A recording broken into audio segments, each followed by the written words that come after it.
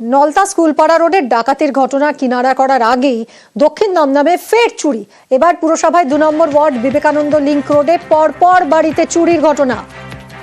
নিরাপত্তার দাবিতে সরব হয়েছেন স্থানীয়রা। অনুপের থেকে আরো ডিটেলে জানবো। অনুপ, কি ঘটেছে?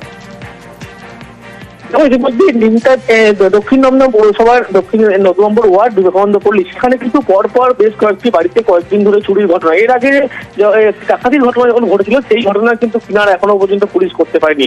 তারপরে লক্ষ্য করা গেল বিবেকানন্দ পল্লীর একাধিক বাড়িতে পরপর যে চুরির ঘটনা ঘটছে 2 নম্বর ওয়ার্ড, এবং চোরেরা যখন আসছে প্রথমে কিন্তু বাইরে থেকে লক করে দেওয়া হচ্ছে, তারপরে ভিতরে চুরি করে সাফাই করে কিন্তু পালিয়ে যাচ্ছে এমনটা অভিযোগ করছে। পরপর চুরির ঘটনা ঘটলেও সেই ঘটনা যেমন কিনারা হয়নি, অন্যদিকে কিন্তু নলতা স্কুল পাড়া রোডে ডাকাতির ঘটনা ঘটেছিল, সেই ঘটনা কিন্তু এখনো পর্যন্ত পুলিশের পক্ষ থেকে কিনারা হয়নি।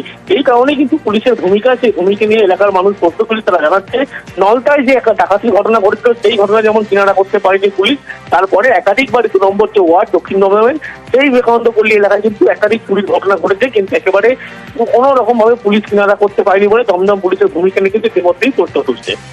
ধন্যবাদ অনুপ। সকালবেলা ঘুম থেকে উঠে দেখছি আমার মার ঘরের গেটের বাইরের ছিটকিনি দেওয়া। আমি পিসিকে ডাকছি, পিসি আসলো, পিসি এসে গেটটা খুলে বললো তোদের বাইরের গেট দেওয়া, তাহলে এই পাশের ঘরের গেট খোলা কি করে? এবার আমি তো খুলে ঢুকতেই দেখি আমার ঘরে এরকম তছনছ করা, ওখানে সোনার হার, বাউটি, কানের নাকছাবি সব ছিল, সব নিয়ে চলে গেছে। পাশের বাড়িতে হয়েছে, ওই পাশে আর একটা বাড়িতেও চুরি হয়েছে। ঘরের সমস্ত জিনিসপত্র, সোনা গয়না সমস্ত কিছু নিয়ে গেছে। তারপরে সমস্ত আসবাবপত্র সব খুলে বের করেছে, ঘরে যাবতীয় যা ছিল। এখানে আগে কোনোদিনও চুরির এরকম সমস্যা ছিল না। সব থেকে বড় কথা হচ্ছে আমাদের নিরাপত্তার অভাব বোধ করছি আমরা।